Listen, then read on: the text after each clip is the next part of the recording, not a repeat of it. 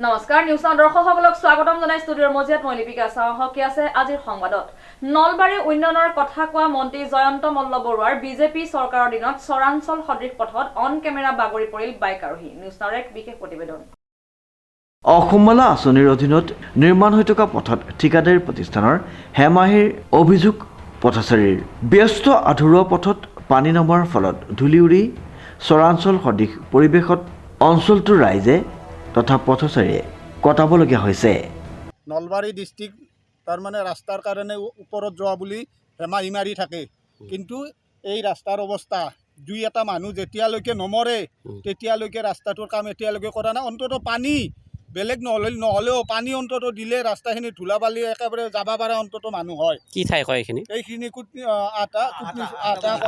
এই পথটো ক'ৰ পৰা ক'লৈ গৈছে? এইটো মুকালমৰ পৰা নলবাৰীলৈ অসম মালা ৰাস্তা।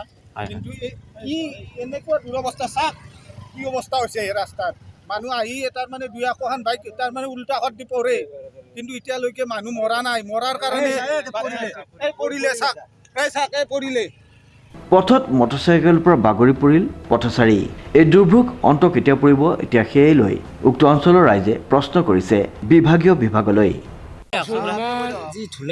এই ধূলাৰ মাজত মানুহে চলিব পাৰে, যি অৱস্থা, বাইক লৈ আহিব নোৱাৰি, গাড়ী লৈ আহিব নোৱাৰি, মানুহে খোজকাঢ়ি আহিব নোৱাৰে। ৰাস্তাৰ ঠিকাদাৰে পানীও নামাৰে, ৰাস্তাটোও ঠিক নকৰে। কিমান বছৰ ধৰি এনেকৈ পৰি আছে? আজি ৩-৪ বছৰৰ পৰা এনেকুৱা মানে জ্বালা আমি ভুগি আছোঁ, জ্বালা যন্ত্ৰ ভুগি আছোঁ। বিদ্যালয়ৰ ল'ৰা ছোৱালী ইমান ল'ৰা ছোৱালী অহা যোৱা কৰে এই ৰাস্তাইদি, এই অৱস্থাত কেনেকৈ অহা যোৱা কৰে এই ধূলাবালাৰ মাজত? লগতে সাধাৰণ ৰাইজে প্ৰশ্ন কৰিছে, মানুহ মৰিলেহে মেৰামতি সম্পূৰ্ণ কৰা হ'ব নেকি ব্যস্ততাপূৰ্ণ এই পথটো?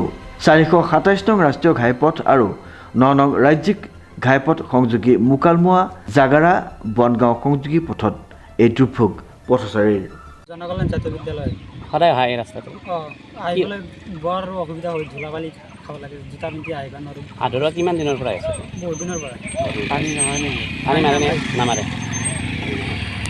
ল'ৰা ছোৱালী অহা যোৱা কৰে, বহুত ল'ৰা ছোৱালী অহা যোৱা কৰে। মানুহৰ গাড়ীও খাচি যায়, যাব নোৱাৰে, এক্সিডেণ্ট হয় কেতিয়াবা। ধূলাৰ যদি মানে স্কুলত আহিব নোৱাৰি। কি ক'বা চৰকাৰলৈকে? ৰাস্তাটো সোনকালে ভাল কৰিলে ভাল হয়। নলবাৰীৰ পৰা ধনজিতৰ সহযোগত ৰিংকু ৰায় চৌধুৰীৰ এক বিশেষ প্ৰতিবেদন নিউজ নাও।